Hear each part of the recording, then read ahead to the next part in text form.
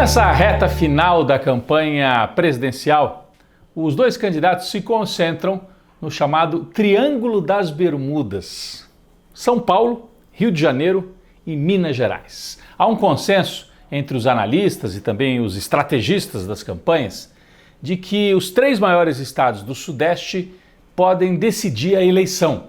Até porque a gente tem um voto bastante consolidado nas outras regiões. No Nordeste, Lula tem grande vantagem, deve abrir 13 milhões de votos nos 9 estados do Nordeste.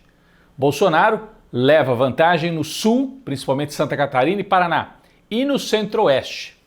A disputa maior está no Sudeste, que é onde está também o eleitorado mais numeroso. O atual presidente precisaria abrir uma grande vantagem no Sudeste para compensar a diferença que Lula vai ter no Nordeste. No primeiro turno, Bolsonaro conseguiu quase 2 milhões de votos de vantagem em São Paulo e 1 milhão de votos no Rio de Janeiro. Em Minas, Lula ganhou.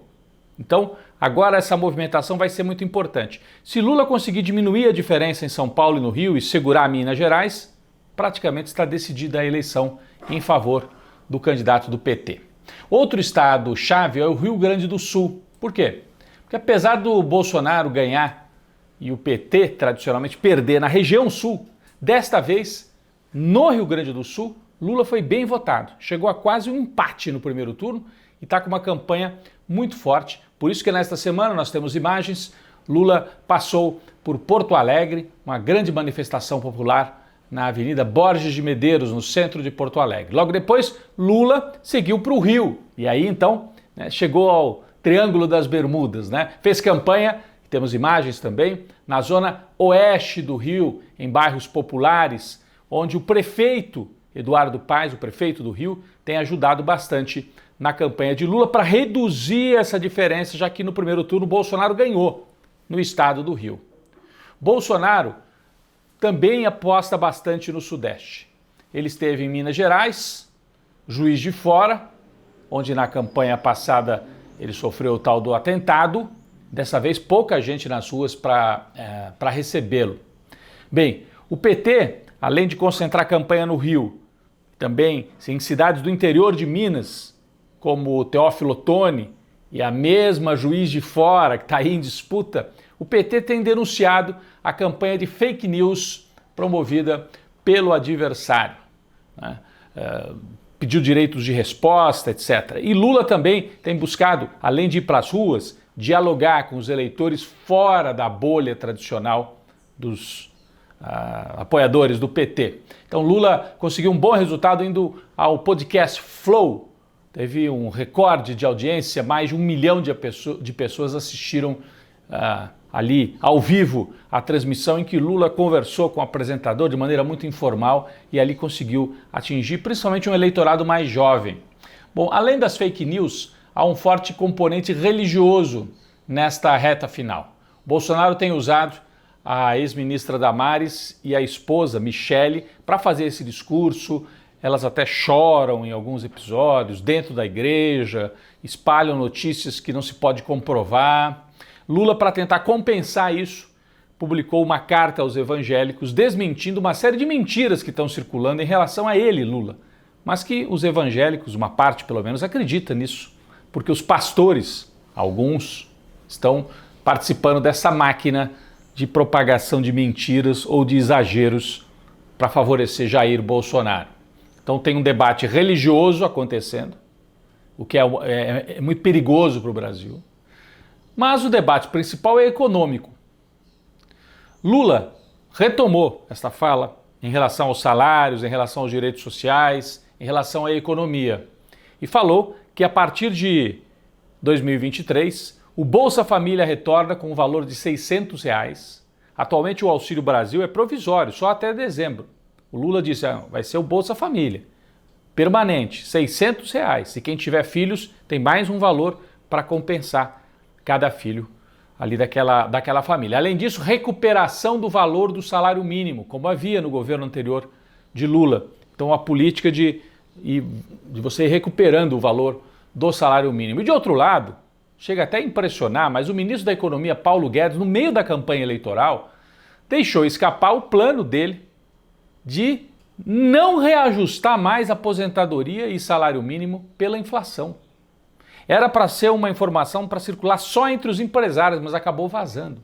Ou seja, se Bolsonaro ganhar, o Guedes propõe a partir de 2023 que não se reajuste mais a aposentadoria e o salário mínimo pela inflação. É muito grave. É um arroxo. E por quê? Porque eles estão gastando tudo agora na eleição para tentar eleger o Bolsonaro e vão precisar, achatar as contas a partir do ano que vem, porque está uma bagunça o orçamento federal. Então, além de ter feito o teto, agora eles querem achatar o piso, achatar aqueles que estão mais embaixo. É muito grave e a informação circulou ao longo desta semana. Então, no meio dessa guerra de informações econômicas, debate, etc., surgem também os números das pesquisas. E todas elas indicaram, aí nesta reta final, que a diferença de Lula para Bolsonaro se reduziu um pouco.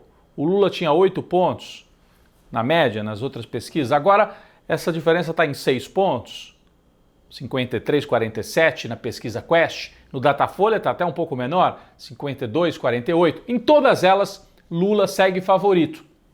Mas os números indicam que vai ser uma eleição muito disputada, até porque o lado governista conta com uma máquina impressionante, uma série de benefícios sacados na última hora, benefícios para caminhoneiro, para taxista, empréstimo consignado. É o uso da máquina descarado na reta final da eleição. Lula teve algumas vitórias importantes, conseguiu o direito de resposta para poder responder, evidentemente, a uma série de mentiras que a campanha adversária teria apresentado contra ele.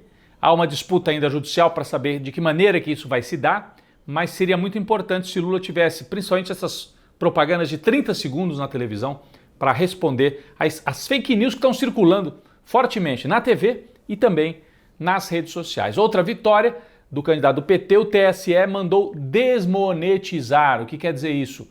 Os canais bolsonaristas que espalham as mentiras ficam proibidos de ser remunerados pelo YouTube. É uma maneira de você coibir esses canais que são responsáveis pelas mentiras e aparentemente são comandados pelo filho de Bolsonaro, o Carluxo, que também foi intimado pela Justiça Eleitoral. Essa máquina conservadora segue muito grande, não só com as mentiras, mas também com as pressões de patrões, empresários, muitas cenas pelo Brasil de patrões reunindo os seus funcionários e falando: vocês têm que votar no Jair Bolsonaro, senão eu fecho a empresa, senão eu vou demitir.